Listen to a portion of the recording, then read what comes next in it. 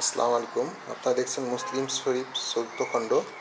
মুসলিম শরীফ চৌদ্দ খণ্ডের সূচিপত্র যদি আমরা দেখি, ক্রয় বিক্রয় অধ্যায় রয়েছে, এরপরে রয়েছে মুসাকাত ও মোজাত, এরপরে রয়েছে ফারাইজ, হিবা, ওসিয়াত, মানত, কসম, এরপরে রয়েছে কাসামা, মোহারিবিন, কিসাস, দিয়াত, হুদুদ, নির্ধারিত অপরিবর্তনীয় দ্বন্দ্ব বিধি, বিচার বিধান, হারানো বস্তু প্রাপ্তি, জিহাদের নীতিমালা।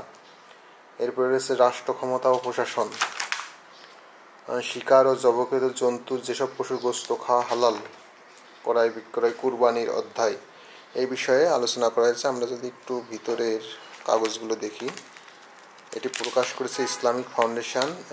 আরবির পাশাপাশি হাদিসগুলো বাংলায় অনুবাদ করা হয়েছে, ফলে যে কেউ চাইলে কিতাবটি পড়তে পারবে। আর আপনারা যদি কিতাবটি সংগ্রহ করতে চান বা কিনতে চান, তাহলে স্ক্রিনে দেওয়া ফোন নাম্বারে ফোন করে অথবা হোয়াটসঅ্যাপে অর্ডার করতে পারবেন।